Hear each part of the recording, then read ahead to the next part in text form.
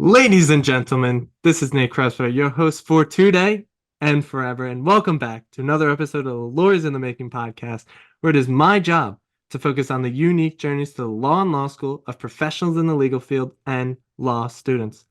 Let's talk about what we're doing today. Today, we have another very special guest. He's a University of Michigan Law School graduate and currently works as the co-founder and chief strategist at Harrington. He has also worked as an associate at Skadden Arps. Excited to have him on the podcast today. Mr. Jay Harrington, welcome to the podcast. How are we doing today? Before going any further, I'd like to say a quick word about the sponsor of this podcast, Rhetoric. Back in episode 25, I had the privilege of having the CEO, Luke Yingling, on the podcast, and ever since that episode, fell in love with the product. Rhetoric takes user briefs and motions and compares them against the text of opinions written by judges to identify ways to tailor their arguments to better persuade the judges handling their cases. Rhetoric's focus on persuasion and helps users find new ways to improve their odds of success through more persuasive arguments. Know more, win more. I was able to see a demo of the product, and its cutting-edge technology and fascinating features make for a product I am proud to sponsor, and further shows the new digital era the field of law has been entering thus far on my journey doing this podcast. If you decide to book a demo, let them know Nate sent you. Be sure to check them out in the show notes below or at userhetoric.com. One word, userhetoric.com. Now, back to the show. Nate, I'm doing great. So glad to be here. Looking forward to this conversation. Oh, Jay, I'm looking forward to it just as much as you are. But before we get started, Jay, can you tell the audience a little bit about yourself? Sure. So yeah, as you mentioned, I went to law school, practiced law for about 12 or 13 years. Started at a big firm, Skadden Arps, went to a big but slightly smaller firm, Foley and Lardner, when they opened their Detroit office back in the mid 2000s. I was doing corporate restructuring work when I had joined Skadden in Chicago. It was an opportunity to go back to my hometown, so to speak, get back to Detroit. My wife and I were looking to maybe start a family at that point, and it was a good opportunity for that move. A few years later, I hung my own shingle, had a small law firm in Detroit, kind of corresponded with both the financial crisis and in Detroit, the automotive crisis. You know, the GM and Chrysler bankruptcies were in early 2009. We were a corporate bankruptcy firm, so it was an opportune time for that as well. About 2013, got out of the practice of law, transitioned my practice to my partner, got into the line of work I'm in now, which is consulting with law firms on various aspects of legal, marketing, and business development, coaching individual lawyers, and providing training for groups of lawyers, again, all focused on business development and marketing. And in 2015, moved with my family up to middle of nowhere in northern Michigan. Not the middle of nowhere, a town called Traverse City, but small town relative to where I've lived before. And we've been here for 9 years now and loving it. Well, that's beautiful to hear. But let's go back. Let's go back all the way to the beginning. You had went to the University of Michigan Law School in 1998, but before that, you were at Bowling Green State University. You had a bachelor's degree in journalism. You played baseball as well. I heard you say that before when we were chatting. So, simply put, Jay, why'd you go to law school? Because I realized when I was studying journalism, probably about my junior year, how little journalists make coming out of college. I didn't have a real plan on law school, but like many of us who have a degree that doesn't necessarily translate into many viable or attractive job opportunities coming out of college, law school seemed like a good alternative. And I frankly, it wasn't quite so happenstance. I mean, my dad was in law enforcement. He was an FBI agent. I knew many of the people he worked with had a law degree. I considered that career path at one point. So I did have law school on my mind, but I definitely was not really clear at all on what it actually mean to be a lawyer. So I figured that out as I went. But law school seemed like it was a good fit for me. In terms of my educational background and interests. And yeah, it ended up being a good fit. So let's go to the first year. Mm-hmm. Wonderful year of 1998. It was your Yep. first year at University of Michigan Law School. People hate it. People love it. How was it for you? Yeah, I mean, first year's tough. I think it's tough on everybody. I was at that point. I feel like I had this progression where um, in high school I was much more focused on things other than academic studies, sports and messing around. Going to parties, hanging with friends to a much greater extent. When I got to college. I had gotten a lot of that out of my system. So both because I think I played a sport in college, which required a lot of scheduling, time management, organization to be able to do 3 hours of practice every day and a ton of games in the spring for baseball. I kind of got my act together, learned how to study, learned how to manage my time. So bringing that into the law school environment, I think helped. So during that first year, and throughout my law school career, but it was, it's always challenging. It's new.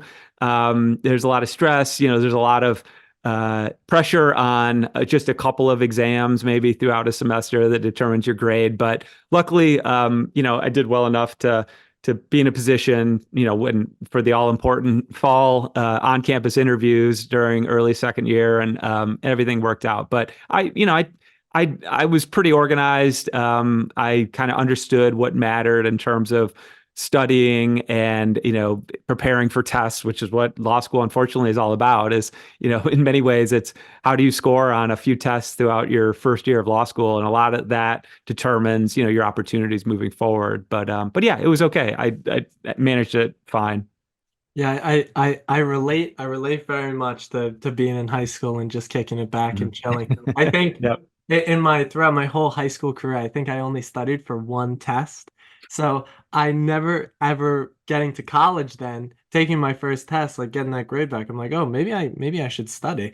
So it was one of those things where it very much prepared me for what was going on in my future. But I relate very much to the high school experience of just chilling out and enjoying it and not really studying at all, not really caring about academics. I'm not necessarily the biggest fan of school, but as time went on, I was like, okay, if I want to go to a good law school, if I want to do all this stuff, I got to get good grades. So I had to kind of batten down the hatches, a little less partying, a little more Mhm. studying.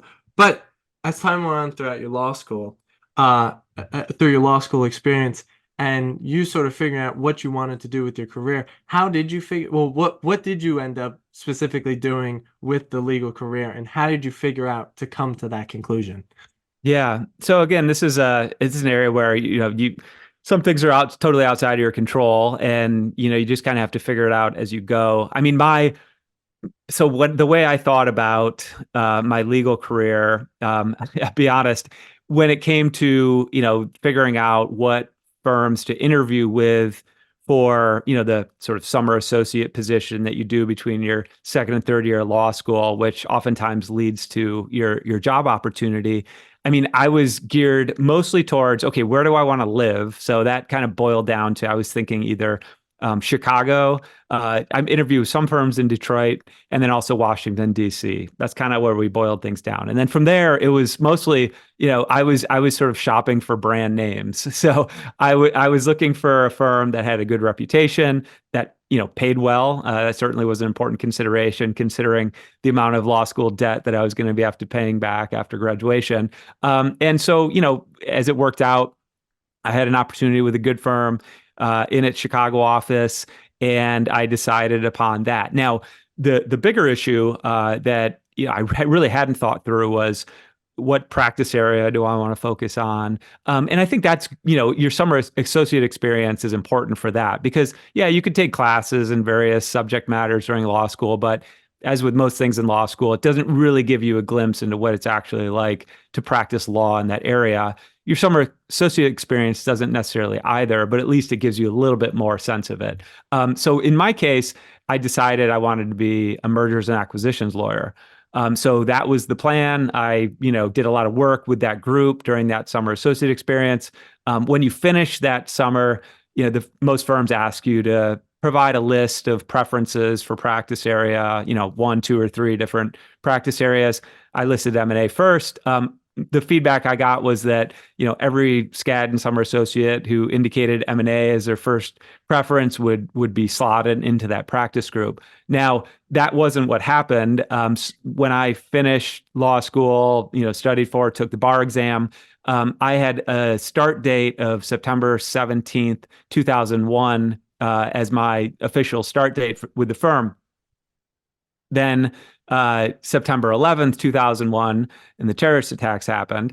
And I got a call a few days later saying, well, you're no longer an M&A lawyer. You're now a corporate restructuring lawyer. The economy changed overnight. They had a lot of need for people in essentially corporate restructuring. In that case, meant mostly Chapter 11 bankruptcy proceedings. And so, overnight, I became a corporate bankruptcy associate, had never picked up the bankruptcy code, had no idea anything about that area of the law. But nonetheless, started very busy, super busy first year, especially the first, say, 6 months. I mean, it was a, the prototypical sort of Hell Week experience extended to 6 months that you've probably heard bad things about. Lots of overnights, lots of stress, managed my way through it, and things got better from there. But, I guess to circle back to your original question, I had a plan, and I think that, the old Mike Tyson quote, like,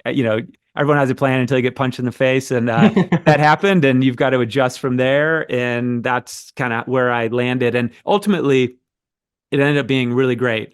And one thing I learned, kind of maybe a takeaway for other people, especially those who are just starting their careers or in law school, which is, ultimately what I found was that the practice area you choose is far less important than the people who you're working with on a daily basis. So I don't care, I feel like I could have focused my practice in any area of the law as long as the team I was working with were people I enjoyed spending time with, who provided good mentorship and training, who were supportive.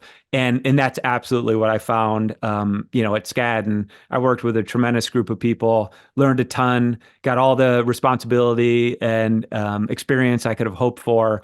And they were very supportive along the way. So it ended up being a great, sort of circumstance, even though I hadn't really planned for it.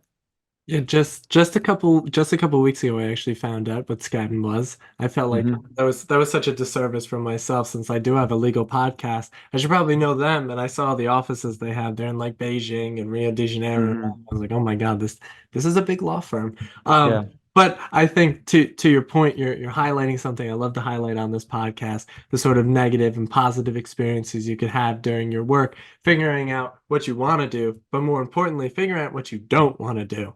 And I think to what happened to you, sort of the change of course was such a blessing in disguise, because you would eventually do that sort of work and continue to do it.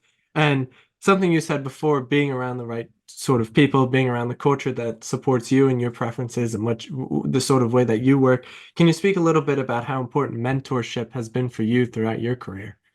Yeah, it's been critically important. I mean, the need to have, I'd say if you're a junior lawyer in a law firm, there's two people that are extremely important to you. One would be someone who's probably at a more like junior to mid-level partner role, where, it's the type of person where, you screw something up.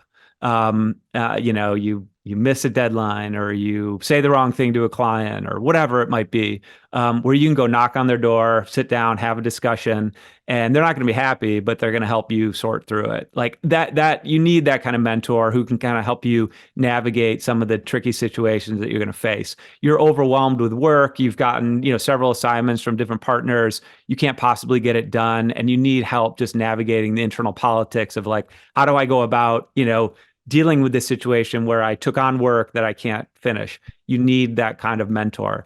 And the second mentor would be someone who is kind of remembers to a greater degree what it's like to stand in your shoes. So that might be someone who's a mid-level to senior associate, who you can, talk to maybe about that first step, and like, how do I navigate this situation?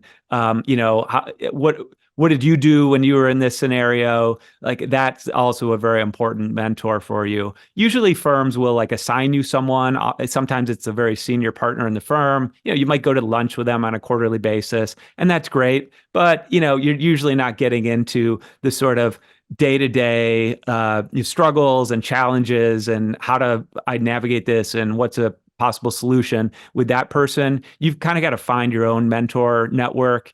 And I think that's really something that's important that everyone needs to do is have those trusted colleagues that you can turn to and have your back.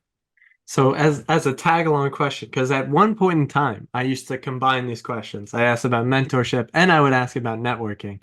But Mm-hmm. I've come to see that many times, more often than not, they're actually two very, very distinct things. Because Mm-hmm. mentorship, very broad topic, and a lot of the times, especially right now, in the time that we live in the age of technology and social media and all that stuff, a lot of the mentors are just online. A lot of the people that I follow online are very much mentors to me, but I've never met them in my life, and I probably will never meet them in my life. And as well, my old books; those are very good mentors of me. I'm a lover of old books, but now I ask, how important has networking been for you? I know it is very important. You have many, many followers on LinkedIn. You're a very, very popular guy. So how important networking has been for your career? Yeah, I mean, it's everything in a sense. And it takes many different forms. Yeah, I mean, there are the loose connections that you develop online, and sometimes those become, more stronger connections over time as well. So that's important. There are, especially within one of the things that I think many people wish they did more of in the legal profession would be developing relationships in law school that they continue to maintain once they're in the practice of law. That becomes very important. I'll mention some of the reasons why this is important, but I'll talk about how I view networking more broadly first. Also, developing relationships, especially if you're in a, say, mid-sized to large law firm, developing relationships and networking across practice groups and across offices.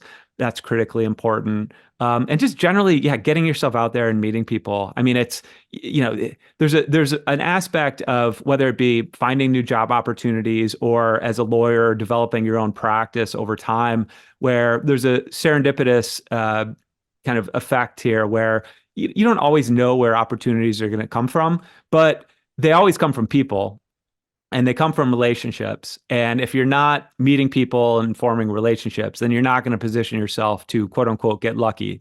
And so I've found that, that sort of networking is really important. And you can get really strategic with it too. I mean, if you're someone who is inclined to develop, a niche focus to their practice over time, it makes networking a heck of a lot easier, especially with respect to the goal of building your practice, because you then have a sense of, because this is one thing I think people struggle with was I get the idea of networking, but like, how do I allocate my time, which is very limited, effectively? Well, if you have a niche focus to your practice that's geared towards a particular industry, well, then you can understand the ecosystem in which people in those industries spend their time and attention, and you can immerse yourself in those environments and meet people and expand your network in that area, and that becomes very valuable.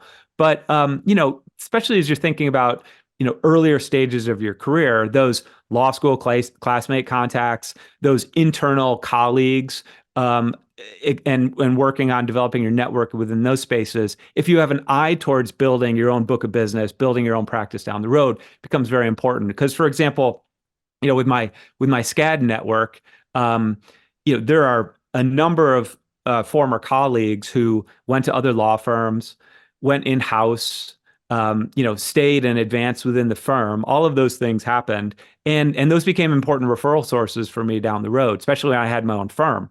I was in a position then to leverage those relationships into new business opportunities, and that became very valuable. And even now, when I'm in a completely different career and role, I'm still serving the same industry, and many of those old contacts are ones that have developed into relationships where it's generated opportunities for me as well. So there's just so many benefits to networking, which really, again, when you're thinking about this, like, how do I develop these relationships? Thinking in terms of how can I add value to other people? How can I bring them opportunity? How can I make useful introductions? Having a podcast is a great way to network with people, as you've learned, Nate.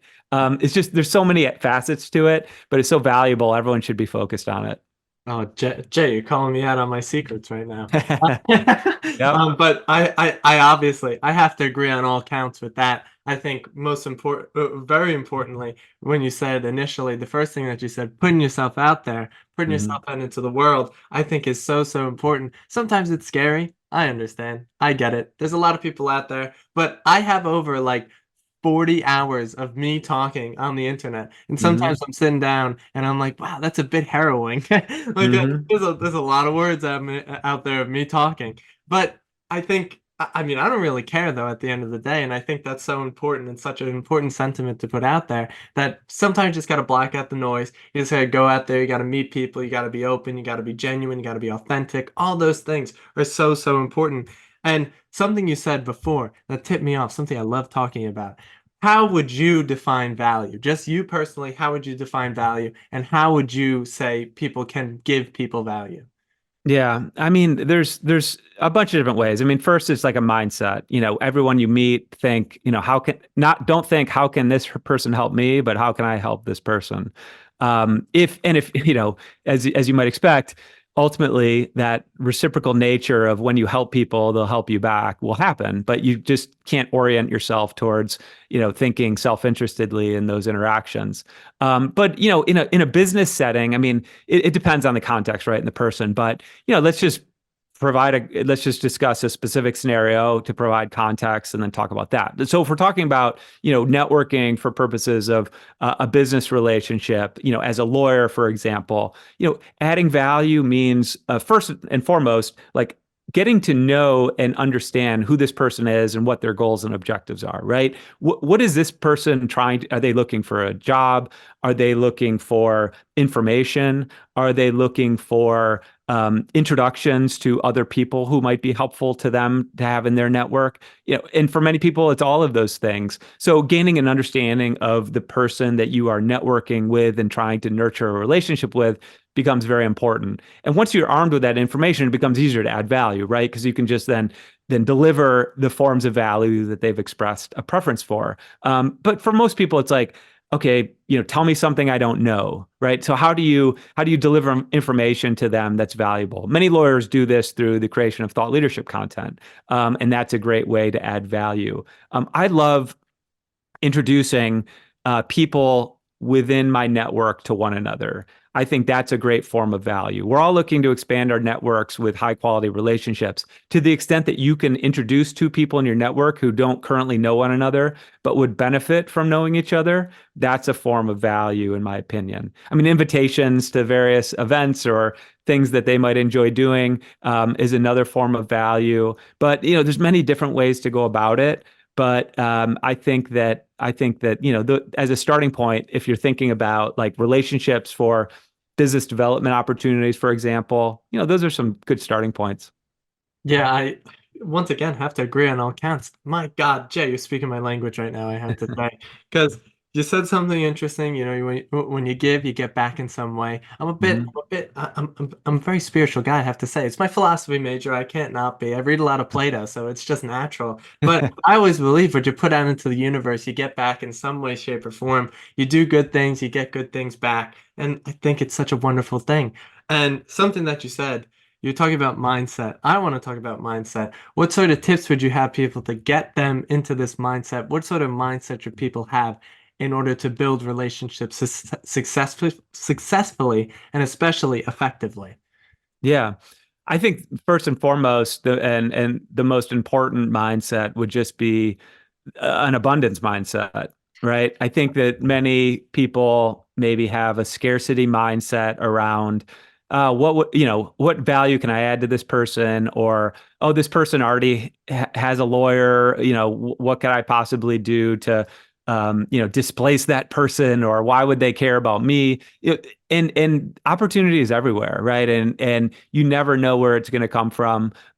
You shouldn't you shouldn't believe that you don't have value or aren't capable of adding value to this person. So just having an abundance mindset that there is opportunity out there, as opposed to a scarcity mindset that just keeps you sort of, anchored to your desk, kind of not putting yourself out into the world, not sharing your ideas. All of these things are going to be impediments to you networking effectively and really hamper your ability to build those relationships that are going to give rise to opportunities down the road. At this point, we might as well just call this the Growth Mindset Podcast. At this point, I think I talk about it every single episode, but I think it's just so important, and that's why I love talking about it. Yeah. Is it completely changed my life. I used to have very much a scarcity mindset, and as time went on, as I started to grow into the growth mindset, I started to really figure out that the way that I look at the world was totally different. That the way I view things, as I don't see them as not, I see everything as an opportunity. There's so many opportunities, and it tips me back. I said this, the episode's not out yet, but with Tony Albrecht, we were talking about something that my brother told me one time, the importance of being present in the moment, not thinking about what's going on tomorrow or what happened yesterday, but just thinking what's going on now. Is that all the time, and I myself now all the time, I always pick up pennies. I always see them on the ground. My mom always told me my whole life, every time she picks up a penny, pick it up all day long, you have good luck. So every single and there's like this one week, it was like last month, I picked up like 3 pennies in 1 week. It was insane. And it was just, and I was literally talking about it on the podcast, and then it happened. I was like, oh, I'm a little freaked out right now. But like you said, growth mindset, I love talking about it. It's so important for people to hear. It's so important for people to adopt, because it really just changes your life. It changes the way you think. It changes the way you frame things, you view things, and it's just a beautiful thing. But I want to talk about thought leadership that you had spoke about. Can you talk a little bit thought leadership, how important it is for attorneys out there to hear this, how important it is for law students in order to really see what thought leadership is all about? Yeah. I mean, so at its most basic form, it's creating content of some form or another and putting it out into the world. Thought leadership is used as a label, I think, to try to distinguish that we're not talking about sort of surface level generic content, but something that dives a little bit deeper. It's more analytical. Perhaps it's just more, you're going to invest more in the process of creating something. It reflects your thinking. It reflects your expertise. At least that's the idea. So, this can take many different forms. A conversation can be thought leadership. If you're on a podcast or you have your own podcast, written article content or any form of writing can be thought leadership. A presentation, public speaking, all potentially thought leadership. And it's sort of like, it's not really your role to label something as thought leadership. That's really something for your audience to decide, right? It's kind of like calling yourself an expert. That's really for other people to determine, right? So in any event, I think it's really important. I mean, it's in my experience, it's sort of another form of networking. It is the thing that allows you to not only share your expertise, and by sharing your expertise, developing a reputation as someone who's credible, who's someone who knows their stuff, who's capable of doing work in this area that you're showcasing through your thought leadership. So that's very important. It's also the thing that can allow you to add value for people, stay top of mind with people, and it's a form of networking in a sense. I mentioned I live in a small town in northern Michigan. I don't live within 250 miles of my closest client. I don't do a tremendous amount of business development in the sense I'm not going to conferences. I'm not doing a lot of in-person networking. I just choose not to do it. But I do a heck of a lot of marketing, thought leadership marketing in particular. And whether it be my podcast, the books I've written, my weekly email newsletter, what I find is that, yes, it's a way to sort of establish your bona fides in terms of your subject matter that you're dealing with. It's also an opportunity to network with people in the sense that people develop a sort of, I think it's called a parasocial relationship oftentimes with people, whether that be, it's that phenomenon of listening to someone's podcast for hundreds of episodes. And if you were ever to actually run into that person, you feel like you would know them on a very intimate level. And so the more of this content that you put out there, and I find this people, when someone reaches out, they've listened to my podcast, maybe they've read a couple of my books, they feel like they know me. And obviously they don't in the sense that we think about it, but they do know me to some extent.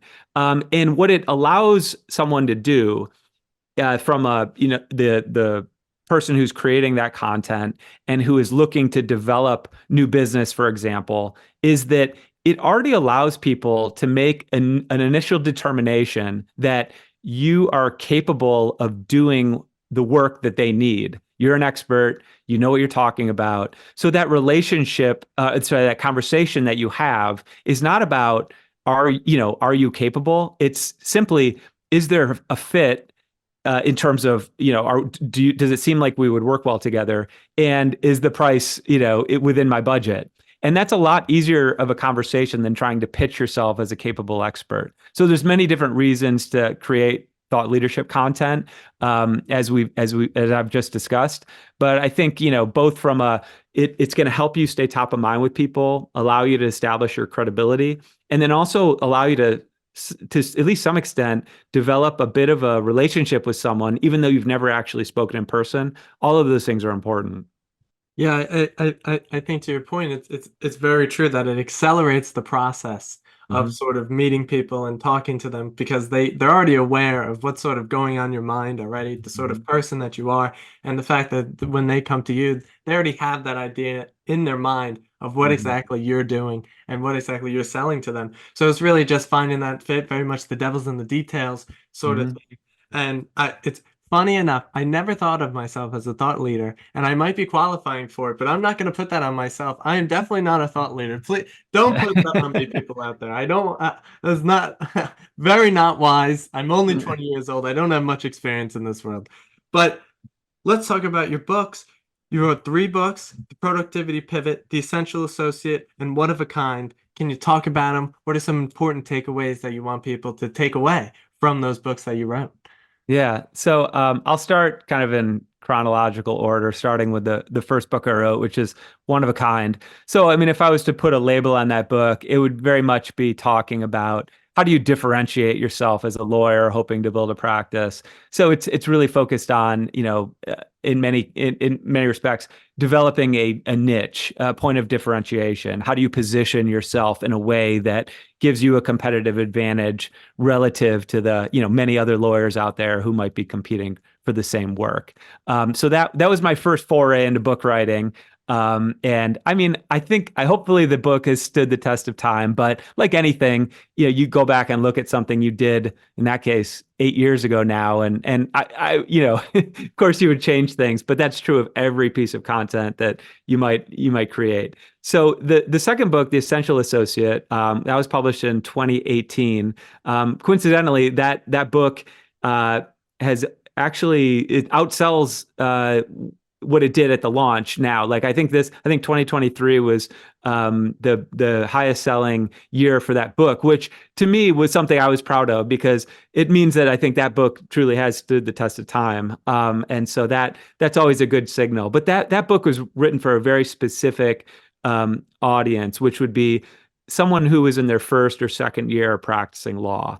And kind of, the essential associate being like, how do you become someone who's seen as essential at that stage in your career? So that talks about sort of the important mindset aspects of being a junior associate at a law firm, and two of which that I'll just mention here. Probably the most important being really having an ownership mindset. Thinking in terms of how can I be of value, and how can I take full ownership of everything that crosses my plate? And that's a hard thing to do, because, the first and second year of being a law firm associate often entails a lot of, mundane grunt work. But how do I do that work to the best of my ability such that I can accelerate my career and start taking on more and more responsibility? And then sort of the next chapter is one on resilience, because you're going to have lots of ups and downs. It's a very challenging period of time. You're going to it might be your first job. It was for me, outside of the usual sort of summer jobs that a young person might have. First professional job, and it involves lots of stress, lots of time and effort, lots of challenges, and you have to be very resilient in that process. So that's, I think that for that book, it's more about, who it was written for, which is that junior associate in a law firm. And it really tries to dive deep into that experience.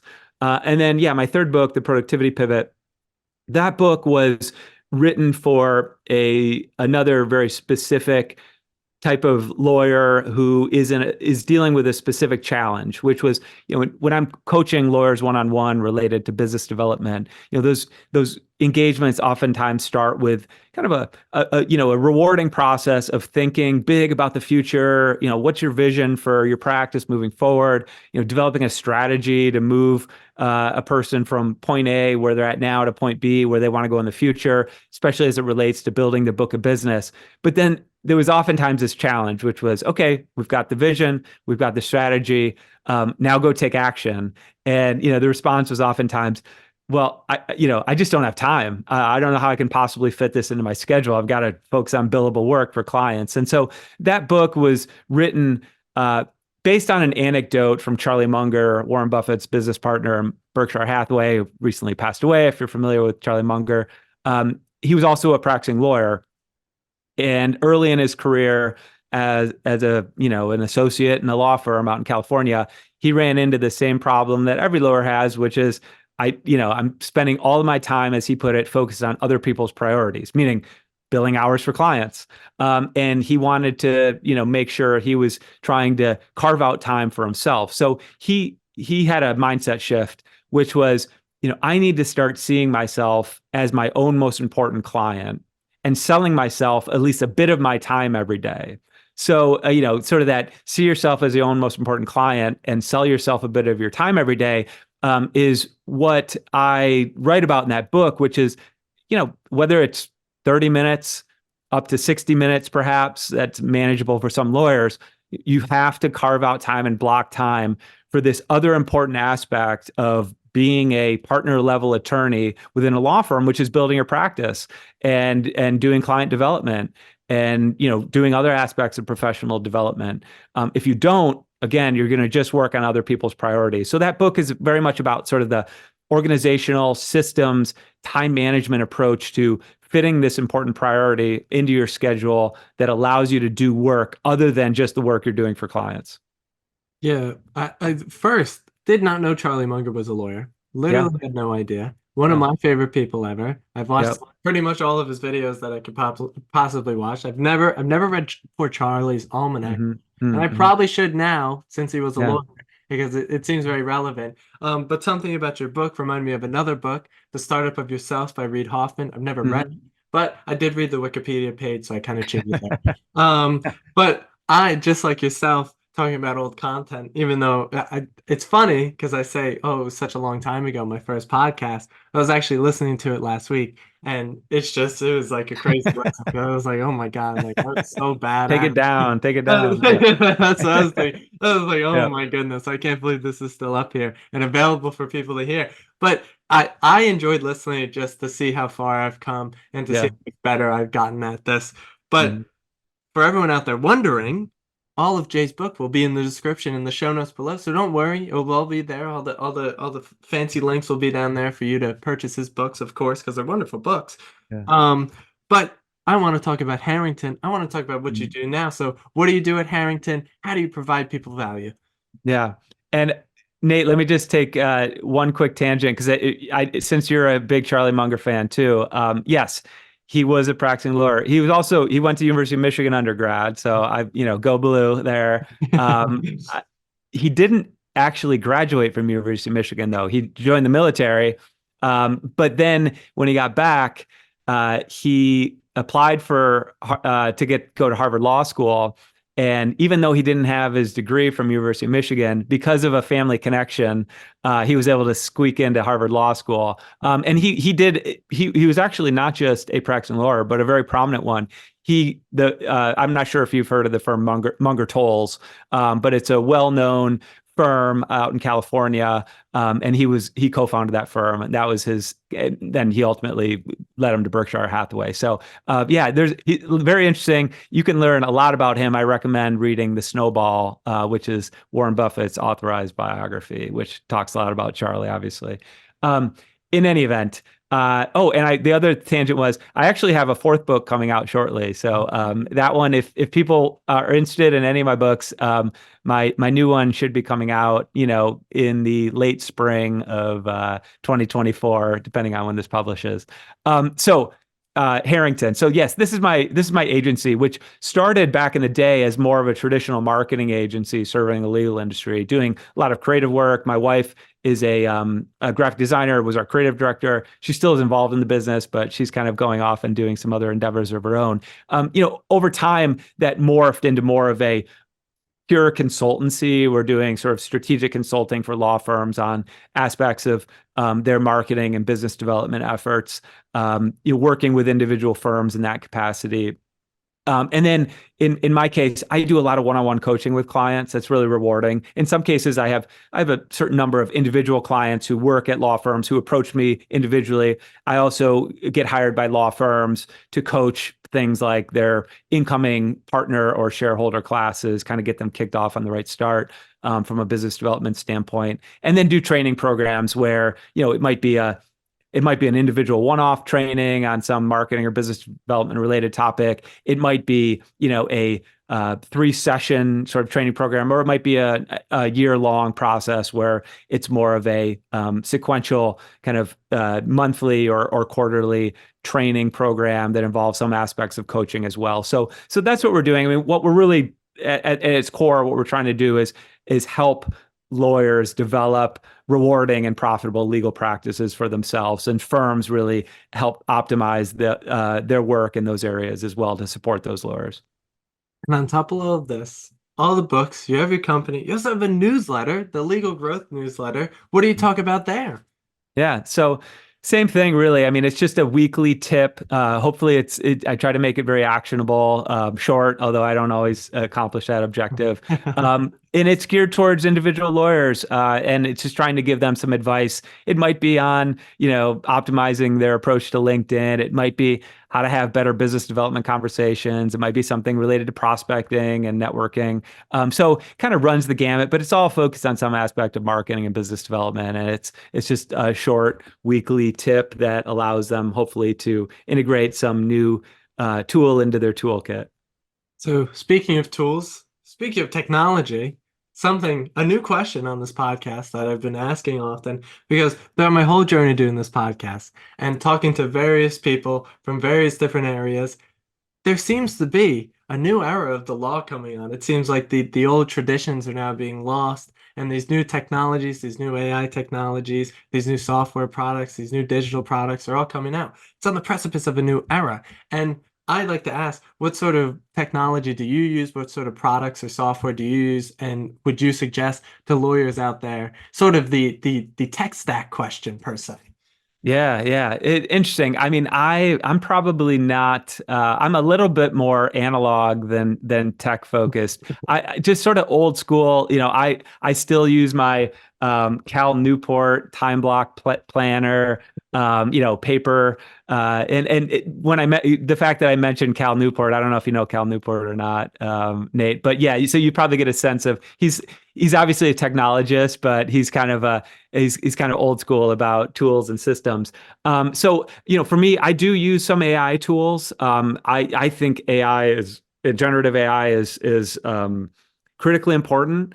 And I think that many lawyers have dismissed it in some ways, much because of the negative press around hallucination and coming up with fake cases. And obviously that's it's critical not to be using AI, just generative AI, ChatGPT kind of tools to do legal research. But if someone just dismisses it as a tool because of that, they're missing the boat, right? I mean, there's many different ways to use generative AI for, generating useful ideas, doing other aspects, supporting their marketing efforts in terms of, ideas for content creation and research, interesting anecdotes, historical examples. Like there's all kinds of ways to use AI tools.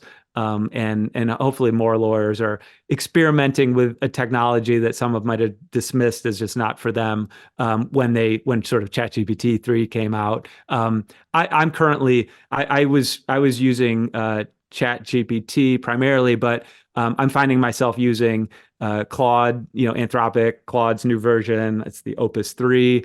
I find that to outperform ChatGPT in many ways. So that's one area. Otherwise, the other thing, my tech stack involves sort of the Google Drive. So I use that quite a bit, which isn't very advanced technology. The other thing that I really rely on is just my Apple Notes function. When it comes to generating ideas for content or things that I want to remember or things I want to read, like I'm just constantly dropping things into various folders I have on that tool and coming back to that. So, sometimes people ask me like, well, how do you keep up with like writing LinkedIn content every week, putting out a weekly newsletter, putting out other article content, writing books, all that stuff. It's finding and taking note of good ideas that can serve as inspiration for written content. I mean, that's really what it boils down to. So you have to, I just find that I'm not the most organized person in the world, but for that objective that I have and my goals around some of my marketing activities, I need to utilize technology for that. Yeah, I'm gonna have to agree heavily with the Apple Notes. I was actually I was on my computer and one of my friends was sitting next to me and he saw like my notes and it had like I think I have like almost like 150 or maybe like it's like 125 like different notes things. He's like, why do you Yeah. have so many notes? And I'm like, listen, man, like sometimes I think of something, I gotta write it down. And I also Hmm. it's either I'm doing Apple Notes or I got Post-it notes. I have Post-it notes all over my room. It looks like I'm trying to solve a murder mystery in here. Probably scare a lot of people with it. But Apple Notes, I have like full books in there. I swear to God, like it's Yeah. just. But every moment, like if something comes across my mind, like oh that's a good idea, I got to write it down. So I just pull out my notes, type it in, come back to it later. And it's a great way to organize things. And just like yourself, I'm not exactly the most organized person in the world. I got papers flying all over my room. But I know when I go to my notes and I start scrolling, I see something, I'm like, okay, I come back to this, look at it over. And all the podcast stuff is on Apple Notes. And I use Google Drive as well. So Mhm. those the great recommendations. I love them very much. Yeah. Fourth to last question here, Jay. Official on the Lawyers in the Making podcast. What are your book recommendations for people out there? It doesn't have to be about the law, just some of your favorite books, something you give a gift to someone. Yeah. Yeah. Well, let's see. This is probably going to reflect some recency bias, but David Brooks' new book, I believe it's called How to Be Human, is excellent. I might get that name wrong, but it's David Brooks, New York Times columnist's new book. I think it's How to Be Human. That is excellent. I think it's excellent for many different reasons, but if you're someone who's looking to become a better conversationalist, develop stronger relationships, I think that's a very important book. For someone who is earlier in the earlier stage, either as a student or earlier stages of their career, especially their legal career, I do think I used the name Cal Newport previously. His book Deep Work is, I think, a must read.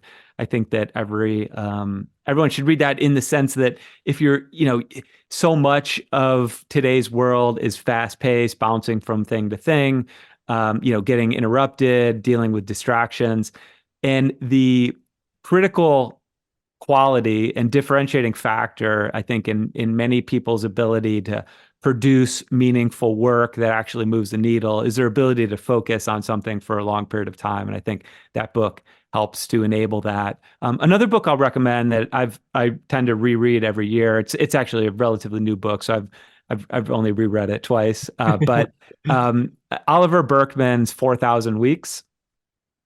This is a book that ostensibly is about productivity, but it's really about how to have a meaningful life and really think through, what matters. Because I do think that if you're especially hoping to develop a long-term sustainable legal career, you need to be thinking about more than just grinding at work and develop a life outside of the office. I learned that lesson the hard way. Many of us do. The ability to maintain hobbies, develop, have strong relationships outside the office in a field, in a profession that can easily be all consuming is critically important. So I don't know. I could go on and on. I'm a big reader, but those are three that are relatively new books that I tend to read a lot of old books, but I think they're very digestible. They're very practical. And I think they're also kind of a pleasure to read. All great writers. Jay, I have to say, thank God you're giving some new books because I only recommend books that are from like 1500 years ago or 200, Yeah. 2500 years ago. So we always need the new books. They're very important. Cal Newport Deep Work, I think like you're probably like the 25th or 26th person to bring up that book on this podcast. Mhm. I have to get it now. Now I have to get it since you Yeah. said it. It's got the stamp of approval so much that it's like, all right, Nate, now it's Yeah. time to get it. But I my next question, what is my next question? Next question is, what are the sorts of things that you consume, not food, on a daily basis? So whether that be through social media, X, Instagram, LinkedIn, Reddit, YouTube, Substack, definitely forgetting, always forget something. Podcasts as well. Mhm. What are the sorts of things that are crossing the transom of Jay's mind on a daily basis? Yeah. So I do tend to listen to a lot of podcasts. I from an eclectic mix of them. I mean, from Mr. Ballin and his spooky, strange stories, if you're familiar with him, which is good for long car rides, to business podcasts. I guess there's a number of them, but I guess in terms of category, podcast listening, where I can do something else and listen to a podcast passively is probably one of my biggest areas of consumption.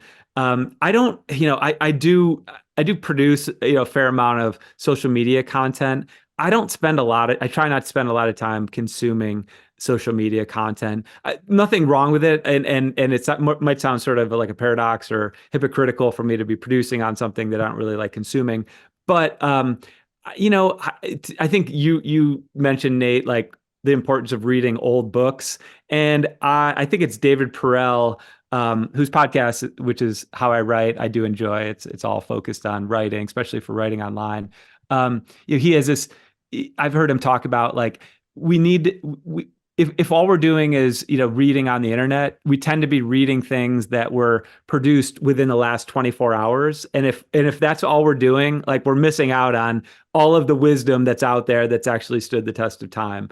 So I do, when I'm thinking about consuming other content, I tend to be reading books.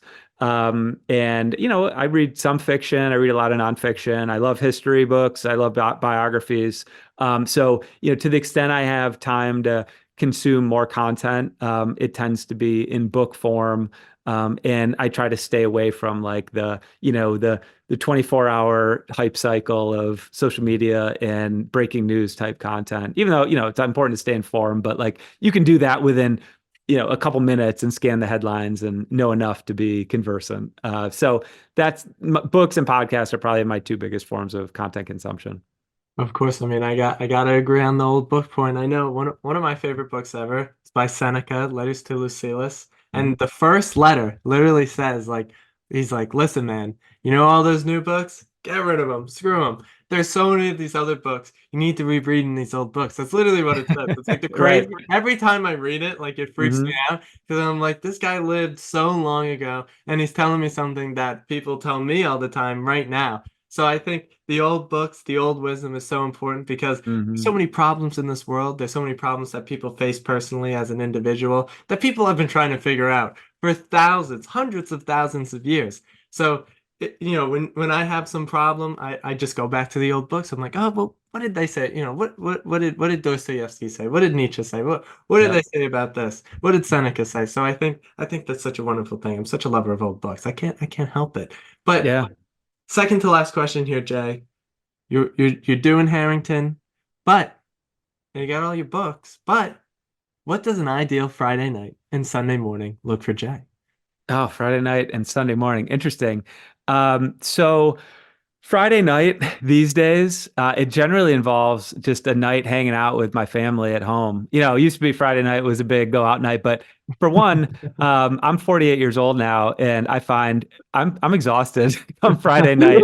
I got three kids. They've got super busy schedules. I'm running around all week, working hard. So a Friday night where maybe we go out for an early dinner as a family, come back, watch a movie. I mean, this is boring stuff, but it's that's what we've been doing. Now in northern Michigan, where I'm at now, that's pretty common because it's cold here. We get a lot of snow. I know you're in sort of Western New York, right, Nate? So you get the snow thing. I know it Uh, all too well.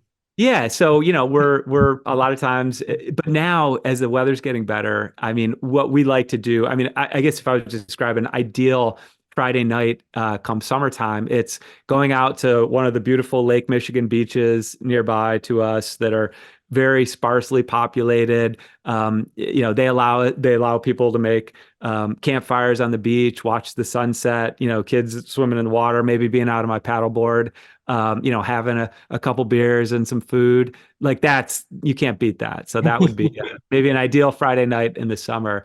Sunday morning, ideally, I'm getting up early. Before the kids get up, maybe by 7 a.m., I'm out on my mountain bike, riding on the trails. Mountain biking is probably my favorite, warm weather activity and form of exercise. And then, maybe on the way back, stopping at a coffee shop, grabbing a cup of coffee, reading a book or the newspaper. And then, from there, I guess just whatever, relaxing morning with my family again, maybe heading off to the soccer game. Well, it's always wonderful to hear those types of things. I got to get myself a mountain bike now. I got to do some mountain Hmm. biking. Upstate Yeah. New York, there's a treasure trove of all these trails that I haven't yet explored, and Yeah. I got a year. I got a year to explore them all. I got to get myself a bike. It's going to be a wonderful thing, Jay. But Yeah. last question. I do this at the end of every episode, Jay. What are your words of wisdom for the aspiring law students, the current law students, and the legal professionals out there in the world?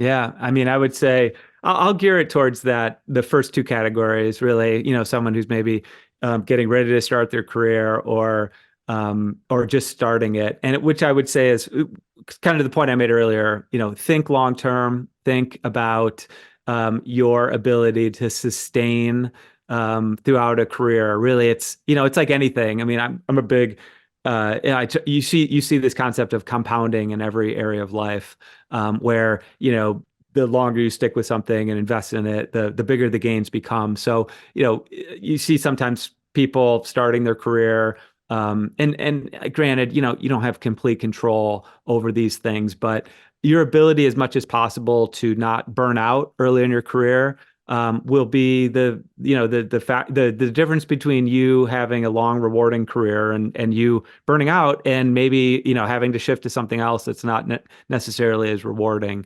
as a long career in the law might be. So I think that's really important. And then also, again, being patient, understanding that even if you're not graduating from a T14 law school, or you're not getting, your dream job right out of school, one thing you'll find, and I think most lawyers will agree with this, which is that while credentials, are always important, graduating with a degree from a top law school will open some doors that won't be available to someone who hasn't. Um, Over time, and this happens pretty quickly, like the quality of your work and your ability as a lawyer kind of decouples from your law school degree, and that I found that at some point you start to think, you encounter this lawyer who, early in your career, you think, oh, wow, this person's really good. They're so smart. They're so capable. Like, I wonder what law school they went to. And it was, just an average mid-tier or even lower tier law school. Like you'll be continually surprised by how little a law school degree correlates to someone's ability as a lawyer the longer you practice, and you start thinking that it's almost like a meaningless credential over time. And so I say that to hopefully give a boost of confidence to someone who may not have that credential on their resume to start. But sooner than you might think, through the quality of your work and your effort and your conscientiousness and your diligence. Like you'll earn an entirely new reputation that has nothing to do with what your law school diploma says on its on its face. So I guess just keep that in mind, and if you're feeling like you're behind as a result of where you started, just give it a little bit of time and effort, and you'll catch right up. Beautifully said, Jay. I couldn't agree more. Always got to be compounding that interest. Always got to be building upon it because it brings great things. What you put out there, you get back in return. But Jay, that's the episode. That's the podcast. Thank you so much for doing this, coming on here, spreading your wisdom, spreading your experiences. And for everyone out there listening, thank you for tuning in. And check us out, lawyersinthemaking.substack.com. One word, lawyersinthemaking.substack.com. And I will see you in the next one.